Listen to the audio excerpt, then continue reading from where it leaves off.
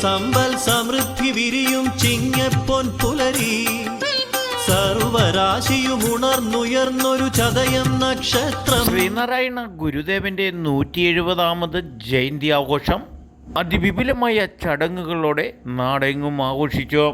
East Kallur SNDP ശാഖയിൽ രാവിലെ 6:30 തന്നെ ഗുരുപൂജയും ഗുരുപുഷ്പാഞ്ജലിക്കും തുടക്കം കുറിച്ചു. ശേഷം നടന്ന സമൂഹ പ്രാർത്ഥനയിൽ നിരവധി ഭക്തജനങ്ങളാണ് പങ്കെടുത്തത്.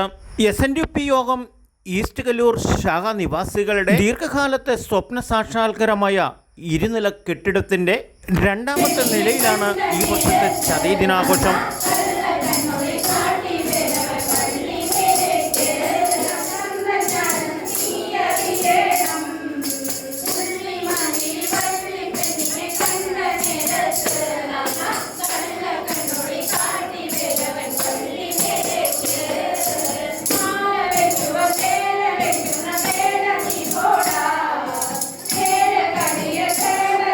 ശാഖാ സെക്രട്ടറി രമണന്റെ കീഴിൽ ശാഖാ പ്രസിഡന്റ് KK മനോജ് മുഴുവൻ കുടുംബയോഗ പ്രവർത്തകരുടെയും കമ്മിറ്റി അംഗങ്ങളുടെയും 2 വർഷത്തെ അകമഴിഞ്ഞ പ്രവർത്തനത്തിൻ്റെ ഫലമാണ് 50 ലക്ഷം രൂപ മുതൽ മുടക്കിൽ ഈ ഇരുനില കെട്ടിടം ഗുരുനാരായണ മന്ദിരം സാക്ഷാത്കാരമാകാൻ പോകുന്നത് എന്നും യോഗത്തിൻ്റെ അധ്യക്ഷ പ്രസംഗത്തിൽ രമണൻ സെക്രട്ടറി സൂചിപ്പിച്ചു. ദീർഘകാല വീക്ഷണത്തിൽ സുദീർഘമായ ഇടപെടലുകൾ, വരവ് ചിലവ് കണക്കുകളുടെ കൃത്യനിഷ്ഠമായ രീതിയിലുള്ള സുദീർഘമായ ദീർഘകാലത്തെ കാഴ്ചപ്പാടാണ് ഈസ്റ്റ് കല്ലൂർ SNDP ശാഖാ മന്ദിരം ഇനിയും വിജയത്തിൻ്റെ പാതയിലെന്ന് ഈ ചതയ ദിനാഘോഷത്തിൽ എല്ലാ ഗുരുദേവ ഭക്തർക്കും ബോധ്യപ്പെട്ടു.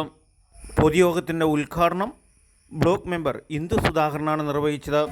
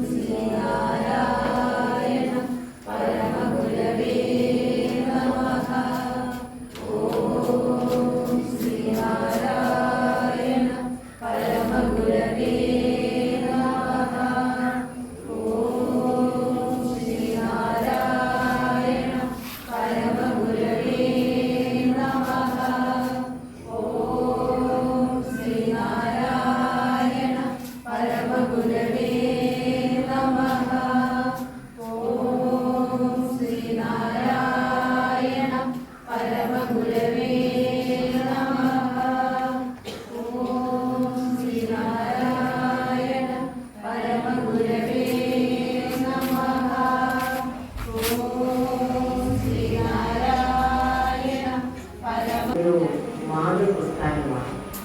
കാരണം സമുദായ പ്രസ്ഥാനം എന്നതിനുപരി നമ്മളൊക്കെ വളർത്തിയെടുക്കാൻ ഒരു വലിയ സമൂഹം നമ്മുടെ കൂടെ ഉണ്ട്.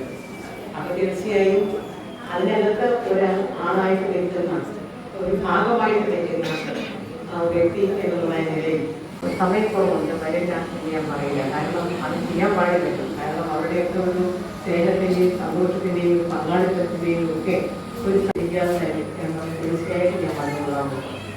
അതിനുശേഷമാണ് കരിയാശ്ശേരി ശാഖ, കൊടുങ്ങല്ലൂർ ശാഖ, മുണ്ടമുടി ശാഖ തുറക്കാൻ. സമയക്കുറവുണ്ട്, വരില്ല എന്ന് ഞാൻ പറയില്ല. കാരണം അത് ചെയ്യാൻ പാടില്ല.